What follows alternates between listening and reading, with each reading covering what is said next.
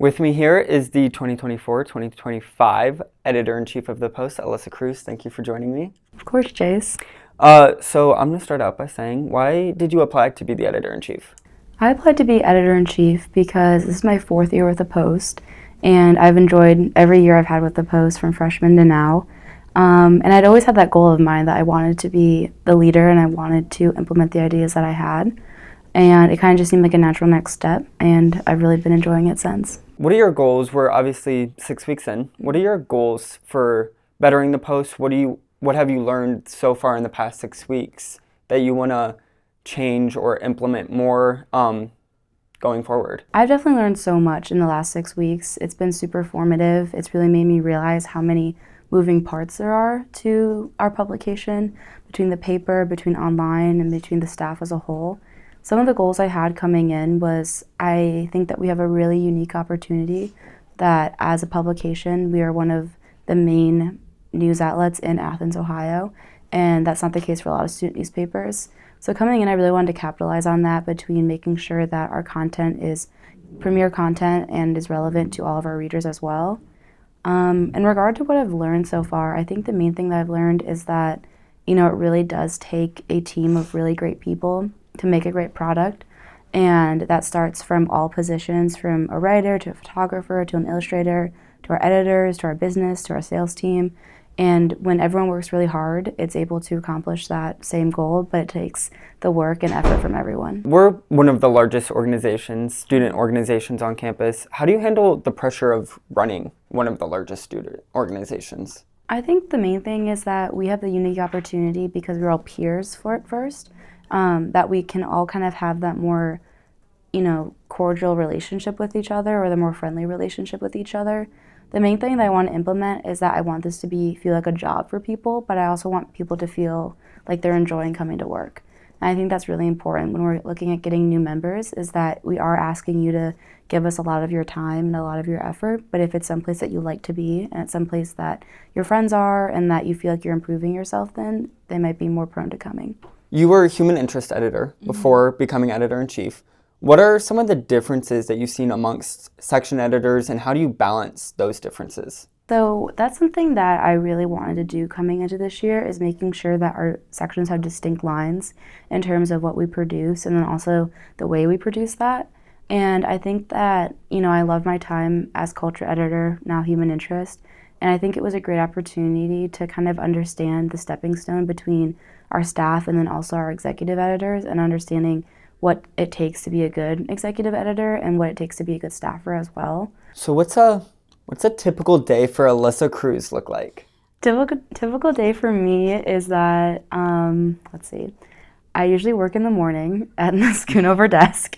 And then after that, I usually go to class. I'm a double major in Spanish, so I'm in a lot of Spanish classes. And after that, I try to get here around 4 o'clock every day, and then I usually stay till around 6, 7 sometimes, depending on what day it is. And yeah, I try to work out 3 times a week so that I'm good mentally as well as physically. But yeah, I just try to, value and try to balance my time between, my schoolwork, doing this, and then making sure that I'm having time to do other things too. That does sound like a crazy day, crazy week. I see it firsthand. What are some things that you do to help balance social life, academics, the Post, with everything going on? Yeah, I think a really big thing for me was that it's really important to me to have friends outside of the Post. I love my friends who are in the Post, and if we are, hanging out outside the Post, I try to make it a rule to not talk about the Post, just because it's good to have kind of that distinction as well. And it's always good to have perspective as well, because stuff can seem really big to you in the moment if you're surrounded by kind of an echo chamber. But then if you're able to go out and talk to your other friends or talk to your other people, then that makes it easier to kind of balance everything out. Is there anything you would go back to tell freshman year Alyssa?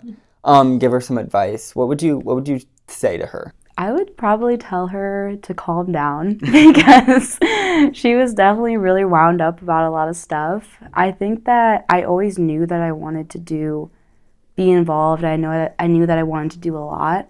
And I think I would tell her to kind of focus all of that energy into more concrete things rather than trying to be stretched and bump around all of these different things.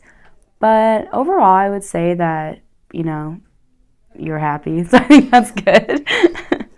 Bouncing off the advice, what advice would you tell someone who might be nervous about starting this publication, a freshman who is, obviously we're 6 weeks in, a freshman who is still sort of new to campus that is thinking about joining the Post but is a little hesitant? The Post is what you make of it. If you want to be involved every single day in and out, that's great. If you want to come in and write one opinion article a semester, that's also great.